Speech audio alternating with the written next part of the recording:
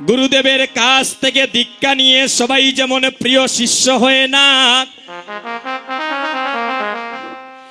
স্কুলে কলেজে পড়ালেখা করিয়া সবাই যেমন ডাক্তার মাস্টার হয় না,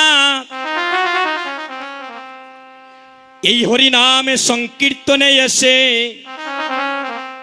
সবাই কিন্তু হা গৌর বলে, প্রাণ গৌর বলে একবার কাঁদিতে পারে না।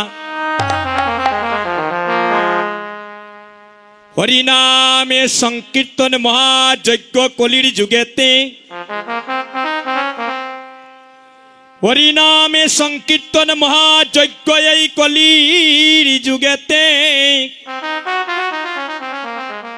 আরে শত কোটি জন্মের পাপ নাশ হয় তারক ব্রহ্ম হরির নামের ধ্বনিতে। হরিনামে শোনা মাত্র জোরে জুটি যার নয়নের জল। শুনবেন, খুব দামি কথা। এই কথাগুলো আমি অনেক স্থানে বলি না, কারণ এই কথাগুলো শোনার মানুষ আসলে পাওয়া যায় না। হরিনামে কৃষ্ণ নামে শোনা মাত্র শ্রীবাসঙ্গনে বসিয়া যারে জোরে দুটি নয়নের জল, তার মনের ময়লা কেটে যায় রে ভাই, সে হয় রে নির্মল। মিলে কত সাধনারে দন, মিলে কত সাধনারে দন, সাধুগুরু বৈষ্ণবের চরণ ধুলি একবার গায়ে মাকিলে। মাগো, এই কলির যুগে দুইটা অপরাধের এত তাড়াতাড়ি কমা নেই। এক নম্বর অপরাধ, শ্রীবাসঙ্গনে বসিয়া কোন ভক্ত যদি কোন ভক্তকে বা কোন কীর্তনিয়াকে নাম শ্রবণে বেয়াঘাত ঘটায়, তার এত তাড়াতাড়ি অপরাধ থেকে কমা নেই। আর দুই নম্বর অপরাধ, আপনাদের মতো শুদ্ধ বৈষ্ণবের চরণে যদি কেউ অপরাধ করে। ভক্তগণ, এখন আমরা যে লীলা আস্বাদন করব, ভগবান শ্রীকৃষ্ণের উত্তরাগুষ্ট লীলা।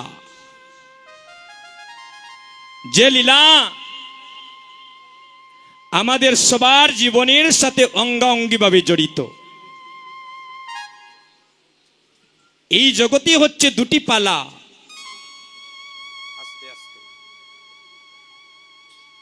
একটা হচ্ছে জগতে আসার পালা,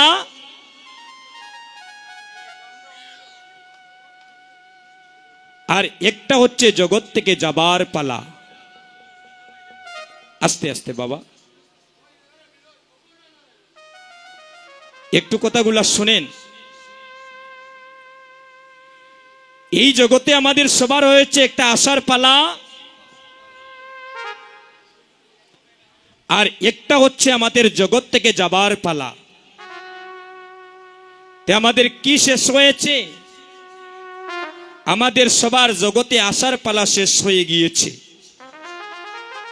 কেউ অস্বীকার করে যেতে পারবেন না। এবার আমাদের ধীরে ধীরে যাবার পালা। এই আসা যাওয়ার মধ্যখানে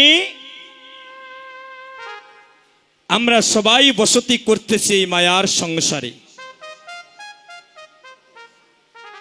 আগে বুঝতে হবে কীর্তন বস্তুটা কি।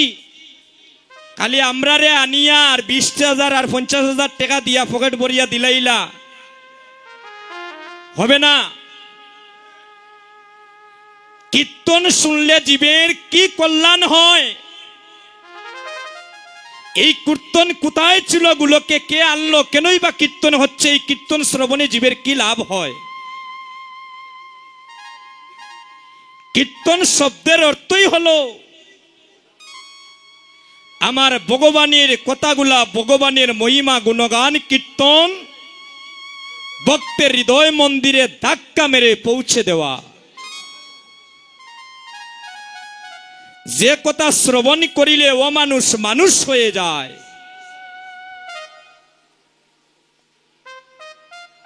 যে কথা শ্রবণ করিলে সুর সাধু হয়ে যায়,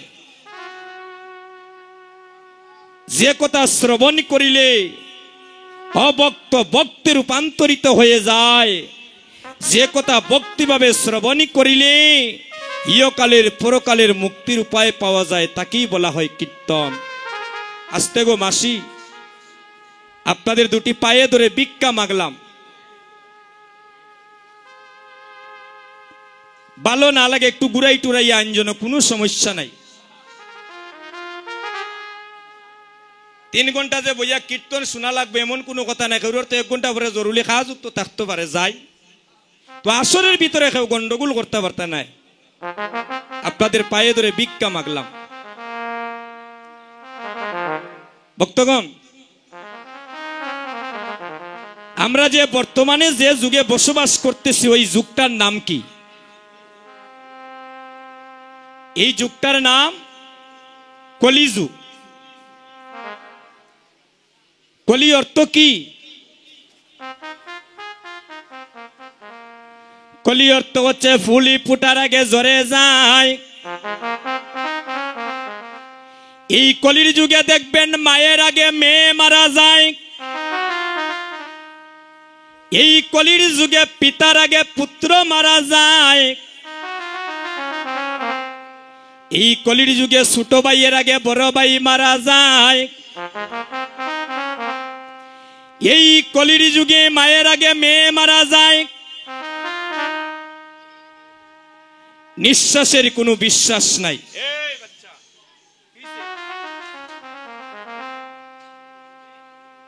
এটাই হচ্ছে কলির বেজাল।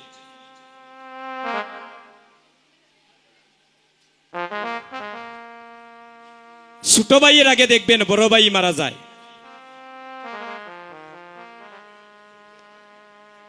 যেদিন ভগবানের ডাক আসবে,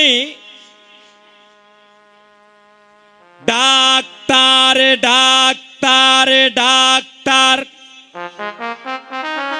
কার ডাক? মায়েরা কথা বলেন, কার ডাক গো? যেদিন গৌর হরি ডাক দিবেন, লন্ডনে, Canada, France, Sweden, Italy, Germany, Barlekha, Beanibazar, Nabiganj, Habiganj, Sylhet, Sunamganj, রনে বনে জলে জঙ্গলে মাঠে ঘাটে, শয়নে স্বপনে, যেখানে আপনি থাকেন না কেন, যেদিন গৌর হরি ডাক দিবেন, এই সুন্দর পৃথিবী ছেড়ে তোমাকে আপন দেশে চলে যেতে হবে। আপন দেশটা কোথায় দাদা? আমরা অনেক সময় মনের দুঃখে গান গাই, অভাবে আসা যাওয়া,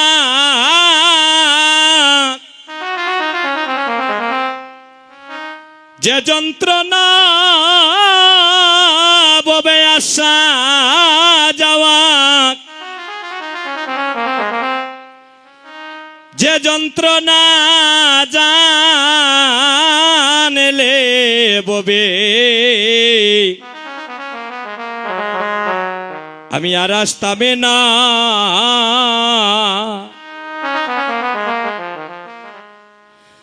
ওই আমি জানলে ববে,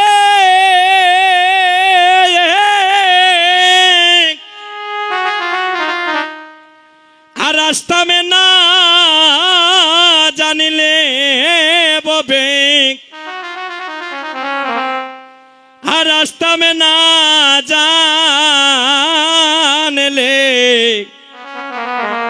জানিলে ববে, আমি আর আসতামে না। মনরে শিমুলের ফুল, ওরে দেখতে ভালো, ও তার বাহির লালে তার ভিতর কালো, আমি আগে জানি না। ওই আমি না জানিয়া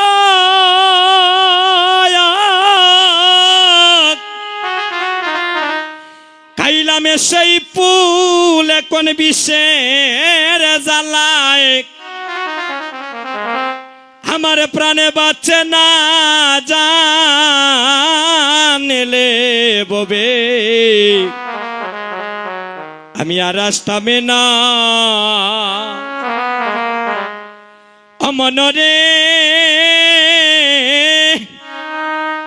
মনরে টাকা পয়সা বাইরে শোনা গয় না ওরে মরলে কারো সঙ্গে যায় না ওই আমি আগে জানি না কথাগুলাকে মিথ্যে মা ও মানুষ যাবার বেলা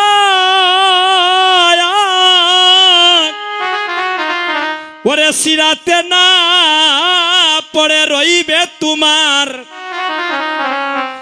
ফুলি বিছানা ও মানুষ যাবার বেলা সিরাতে না পরে রইবে তোমার ফুলি বিছানা জানেলে ববে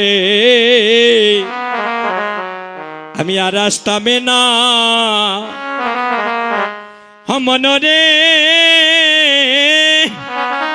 মনরে ওই দকে সে পারে মথুরার বাজার পার হইয়া যায় সবে দোকানদার কিন্তু আমি পাপীর যাওয়া হইল না এই কথাগুলা সেই দেশের মানুষ না হইলে বুঝবে না ওই আমি শেষ বাজারে রইলাম পরে বেচা কিনার বাও পাইলাম না আমি শেষ বাজারে রইলাম পরে বেচা কিনার বাও পাইলাম না জানলে ববে আমি আর আসতামে না ভক্তগণ আসা যাওয়ার মধ্যখানে আমরা দোকান পেতে বসে আছি যারা মানব কুলে জন্ম নিয়ে এই দেহটা গুরু গোবিন্দের সেবায় লাগাবেন তারাই শেষের দিনে সেই মথুরার বাজারের সেই দোকান থেকে পাড়ি দিতে পারবেন হরি বল আর যারা মায়ার সংসারে মায়ার মুহে পড়ে গোবিন্দকে ভুলে যারা মায়ার সংসারে মায়ার জালে আবদ্ধ হয়ে আছেন তারা সেদিন ভব নদীর পারে দাঁড়িয়ে থাকতে হবে ও মায়েরা দিনে দিনে আমাদের গুনার দিন চলে যায় আস্তে আস্তে আমাদের নয়নের দৃষ্টি শক্তি কমে যায় ধীরে ধীরে আমাদের কালো চুল সাদা হয়ে যায় প্রথমে ছিল আমাদের শিশুকাল থেকে আস্তে আস্তে আসলাম যৌবনী কালে আর যৌবনী কাল থেকে আস্তে আস্তে আমরা বৃদ্ধকালে পদার্পণ করলাম যেদিন বৃদ্ধকাল হবে যেদিন তোমার কালো চুল সাদা হবে যেদিন চরণের শক্তি কমে যাবে যেদিন হাঁটতে ভাবে আপ ডাউন করবে না যেদিন নয়ন দিয়ে পাশের মানুষ আপনজনকে দেখতে পাবে না মনে করবেন সেদিন মহাপ্রভু তোমাকে রেড সিগন্যাল দিচ্ছেন যেই জগতে তোমার অনেক লম্বা নাইর হয়ে গিয়েছে এবার তোমার যাবার পালা আমরা কোথায় যাই মা আপন দেশ কোথায় কে বলতে পারবেন যেখানে মানুষ একবার গেলে আর ফিরে আসে না সেই স্থানের নাম হচ্ছে শ্মশান ঘাট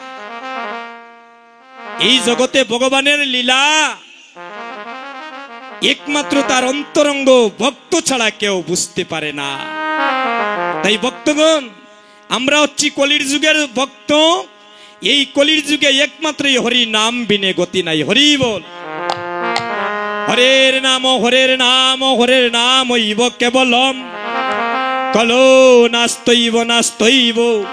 নাস্তৈব গতির অন্যতা ও মায়েরা ভক্তগণ এই কলির যুগে আমাদের কি নাম বিনে গতি আছে?